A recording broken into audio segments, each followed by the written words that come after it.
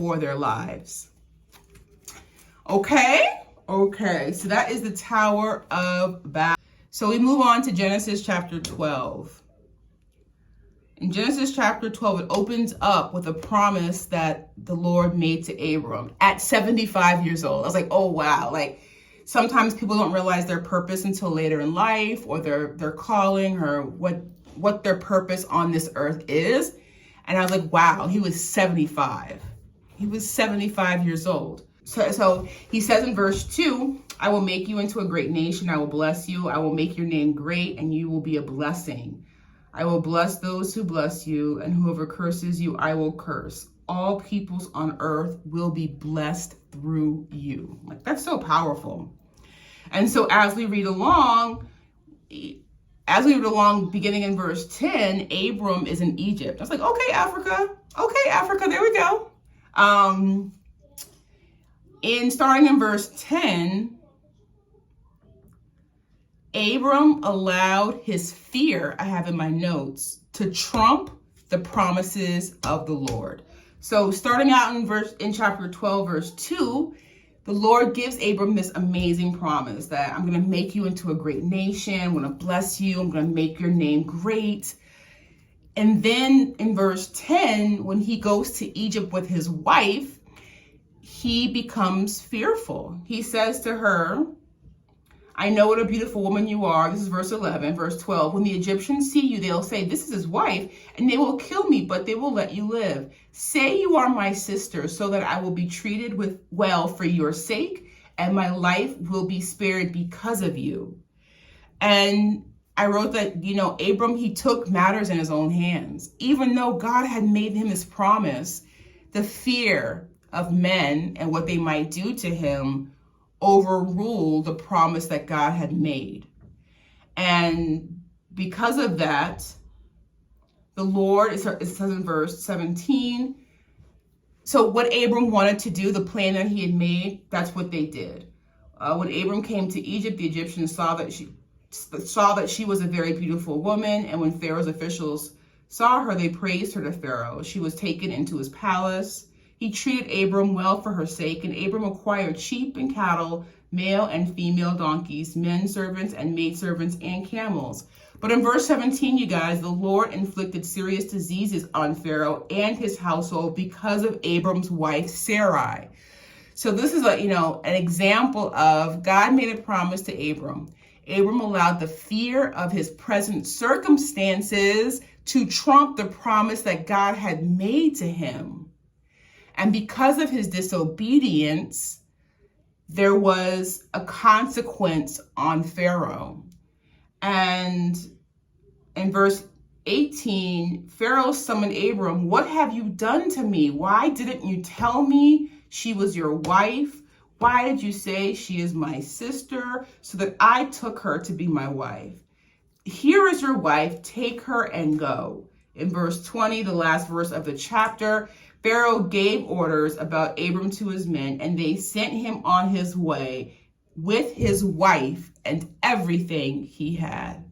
So it's an example that I know that, sometimes God will make a promise to us, and fear, whether it's fear of people, fear of circumstance, will overrule that promise that God made. But it's just so important, guys, to remain faithful in the promises that God makes for us.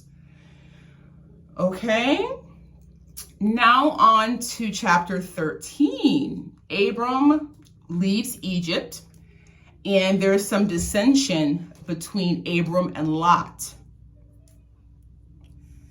So in verse 8, Abram says to Lot, let's not have any quarreling between you and me, or between your herdsmen and mine. We are brothers. Is not the whole land before you? Let's part company. If you go to the left, I'll go to the right. If you go to the right, I'll go to the left. But Abram gave Lot first dibs on what land he was going to go to. And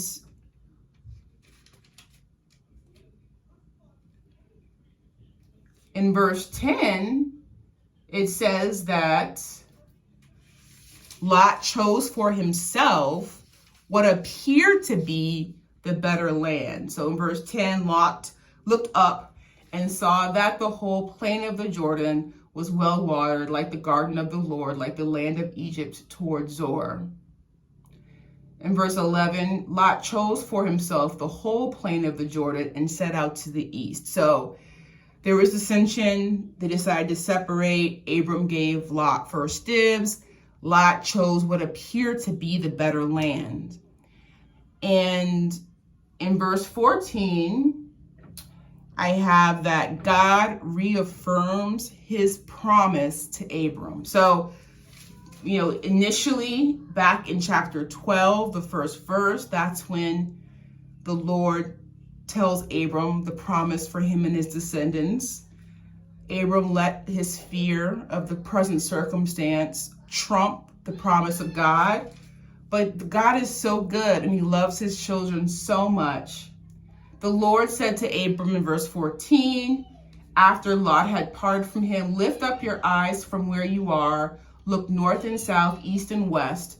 All the land that you see I will give to you and your offspring forever. In verse 14, God reaffirms his promise to Abram. In his promise to Abram, the visual that God gives, for me, I was able to see it and realize how powerful the promise was. In verse 16, I will make your offspring like the dust of the earth, so that if anyone could count the dust, then your offspring could be counted. Go, walk the length of the breadth of the land, for I am giving it to you. So it just showed, for me, in this chapter, the dissension between the brothers, Abram and Lot. Abram said, Lot, take what you want, I'll take the remaining. You go left, I'll go right. You go right, I'll go left. He did that. Lot made his decision, and then the Lord reaffirmed his promise to Abram. So in Genesis 14, I have it's 14 years later. War breaks out in verse 8. And then in verses 13 through 16, one who escaped came and reported this to Abram the Hebrew. Now Abram was living near the great tree of Mamre, the Amorite, a brother of Eshkoi and Honor, all of whom were allied with Abram. When Abram heard that his relative had been taken captive, he called out the 318 trained men born in his household and went in pursuit as far as Dan. During the night, Abram divided his men to attack. He recovered all the goods and brought back his relative Lot and his possessions. So, though they had been separated by land and by time, Abram rescues Lot. I thought that was a really great illustration of the love, that Abram had for Lot and the obedience of Abram to the Lord. In verse 22 and 23, so even though Abram had won, the king of Sodom said, give me the people and keep all the goods for yourself. But in verse 22, Abram said to the king, I have raised my hand to the Lord, God Most High, creator of heaven and earth, and have taken an oath that I will accept nothing belonging to you. And the question is, why? Not even a thread of a thong of a sandal. So you'll never be able to say that I made Abram rich. And I have right here in my notes in verse 22 and 23, Abram wanted no man to get the glory. No man to get the glory of the goodness of the Lord on his life. Wow.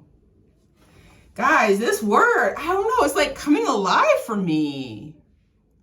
I don't know. The word is, there's so much life in the word. So a lot of lessons in this reading today.